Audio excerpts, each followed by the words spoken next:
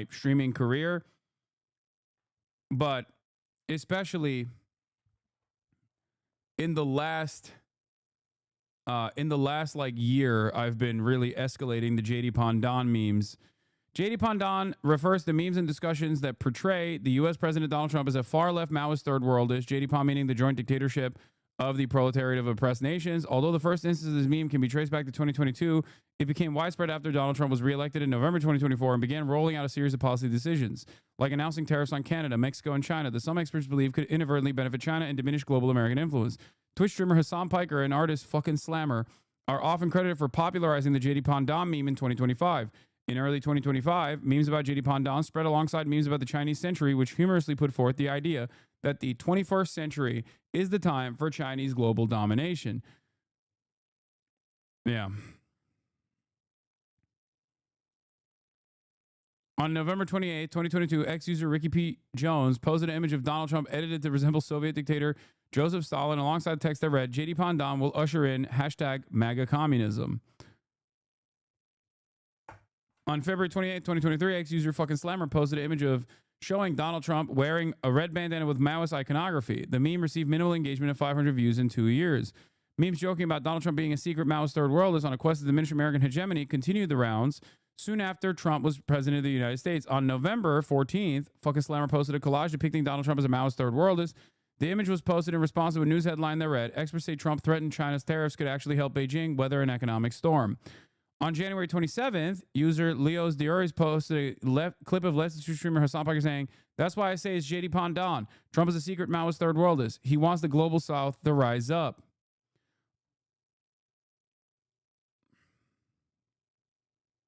On March 31st, I mean, I've been saying it way before this, by the way, for the record, which, as you can tell, the video itself implies.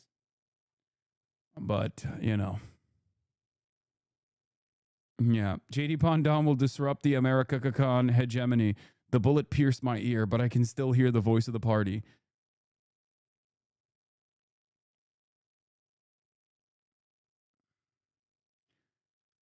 Where do you remember first coming across it, the Slammer meme? No, I've been saying this is a leftist meme, chat. It's a universal leftist meme to say that, like, American capitalists are secretly JD Pan because their endless thirst for capitalism is causing America to be destabilized. Donald Trump is not the first person I have said is JD Pan. JD Pan memes have been around for a decade at this point. I've simply been saying that. I've said it about Donald Trump the first term that he was in office. It's just that it's become more popular, I think, this time around because of some of his actions. Because some of his actions are so insane and so belligerent that it causes many people to go, what the fuck is he doing? Is he like the real Manchurian candidate or some shit like that?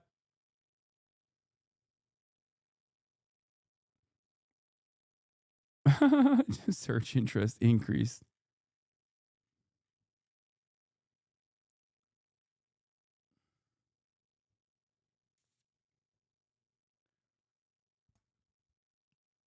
Before 2025, liberals would say nothing happened, so it flew over their heads. Well, also, it's because... Look at this. On the Hill just now, I asked Besant whether the tariffs going into effect tomorrow are set in stone or a negotiating tactic. They're negotiable, but not a negotiating tactic. Yeah, I used to say it about, of course, about Henry Kissinger and the OG Satanist, the OG pro-China American president, Nixon.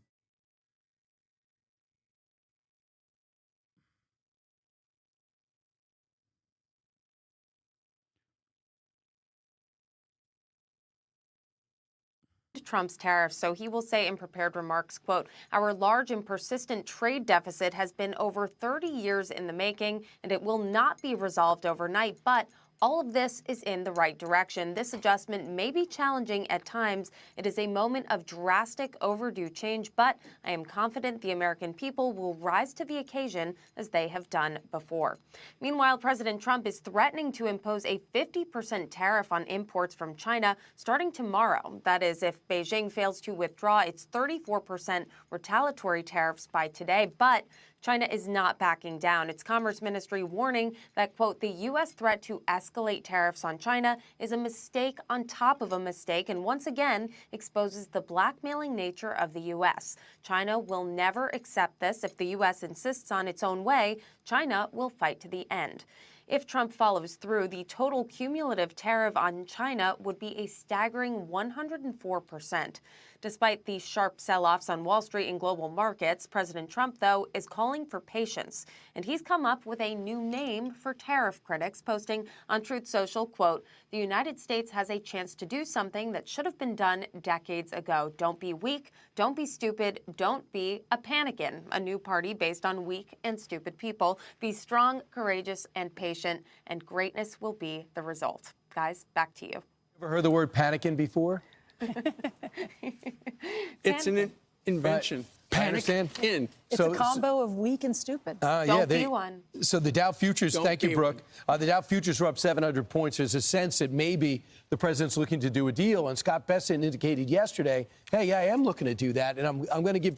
It's so funny, the hollow, silly nature of finance capital, that they are so incredibly desperate for any kind of sign of a return to norm that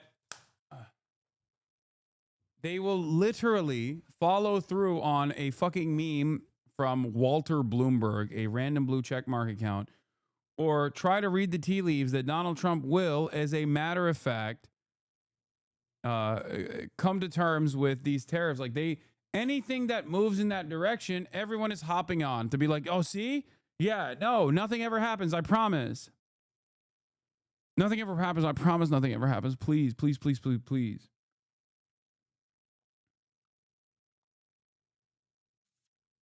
A minute and a half video without ever naming the aggressor. They're such pussies.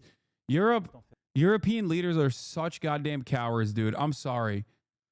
2 million people trapped with no access to aid or assistance, tens of thousands of dead people, the wounded orphans. This is the reality in Gaza today. Yeah, let me guess. He doesn't say Israel once in this speech.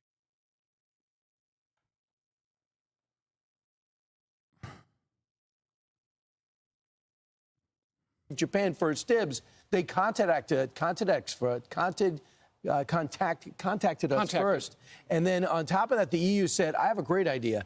Let's just make it zero tariffs. But the president said no to that. We've got too many other imbalances between cars and not taking our cows and our meat.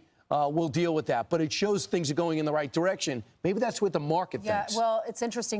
To be fair to him, he's just having a hard time speaking because he's got a dick in his mouth. Yesterday, did you hear what he said about Iran? He has negotiations with Iran coming up this Saturday. Oh, boy. They have a high-level negotiation with Iran on a potential nuclear deal. Well, and yesterday the markets finished flat simply because he finally sounded like he was open for a deal. Because there's been so much uncertainty ever since Liberation Day that people have been trying to figure out how big are the tariffs and how long are they going to last? Are they going to be just until we make a deal, or will they be permanent? Because some on the president's team have said they're going to be permanent. But Scott Bessent yesterday said essentially, it's time for Monty Hall to make a deal. Watch this. I haven't seen anything from them, but Larry, I can tell you that there are 50, 60, maybe almost 70 countries now who have approached us. So it's going to be a busy April, May, maybe into June. And Japan is a very important military ally. They're very important. Dog, if they keep this up until June, the American economy will go into a recession. I'm just being super honest about this, super straightforward, okay? If they keep up the tariffs regime until June, they will not be able to keep it up, but it will be far too late. There's no shot economic ally, and the U.S. has a lot of history with them. So I would expect that Japan's going to get priority just because they came forward very quickly. But it's going to be very busy, and if President Trump again gave himself maximum negotiating leverage, and just when he achieved the maximum leverage, he's willing to start talking. Well, that's going to be interesting because Japan and Israel yesterday, Benjamin Netanyahu says, follow my lead. I'm down to zero. It's going to could have cost us $34 billion. Roughly, we'll take a $34 billion hit if the 17% tariff level go into effect. But Japan, Vietnam, the EU, Cambodia, Italy individually, the UK, they're amongst the 70 countries that Besson said have contacted us to do a deal. And if you see the market responding like this on the rumors of a deal, and then yesterday they erroneously thought that Kevin Hassett told us that he's entertaining a 60-day pause, and the market went back like 500 points for about 15 minutes, you could see how quickly everything would bounce back. And in the end, if people could see what Trump is doing now, he's holding out for the best deal possible, perhaps, even though the New York Post says in the editorial section, start doing a deal, Mr. President. He is staring them down Clint Eastwood style in order to get the maximum deal possible, knowing that China is the main focus, but he's gotten the world's attention to reconfigure trade. Everybody's paying attention now. Nobody can ignore it. I was down in Florida over the weekend. I saw the president, and he is single-minded. He is in no mood to cave on anything he's doing right now. The problem is for all the people who are terrified to look at their... Is Brian dying? He can't speak and he looks awful. Brian Kilmeade was one of the only Fox anchors that directly put his reputation on the line by, ironically, betting on the wrong horse. He was the Ron DeSantis guy. He was like, Ron DeSantis will save us. I'm going to take the initiative. I'm going to go out and I'm going to play baseball with him. So I think all of his fears are being realized in front of his eyes. So he's basically trying to, not criticize Donald Trump too much because you can't go after your leader like that. But also simultaneously is trying to at least be like, yeah, this doesn't seem to be too good. I think that's the conflict. Like, look at his face. Every time he's in front of the camera, this is what he looks like. Their 401ks is they want to know, okay, so right now you can see the Dow futures are up 643. How far is it going to go back up, and how long is it going to take? I was at a town event down in South Florida over the weekend, and I met this guy, and he's a retired banker. And I asked him about the tariffs because at that event, everybody was talking about the tariffs because everybody's on a fixed income for the most part. And they were talking about how they're impacted. He said, I'm on a pension and the pension amount doesn't change. But I looked at my 401k and I am so underwater now. And he had the look of a guy. He was probably in his 80s. He's hoping that this all works and it all comes back. And imagine if it does work and it comes back. Well, that would be great, but he's broke right now. In a huge way. Well, he probably has other money coming in, right? Is he just relying on that? But imagine if the market bounces back. It's going to come back in a huge way. Just imagine. Hey, I know things are looking really bad, but imagine a world where things looked good instead.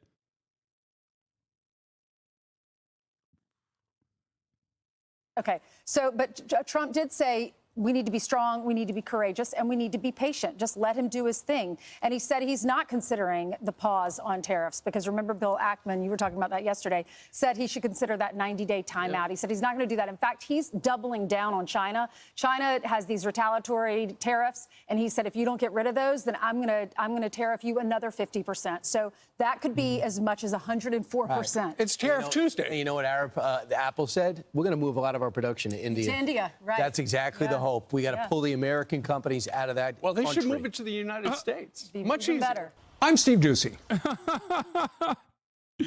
Oh, that's awesome. Breaking. South Korea's acting president,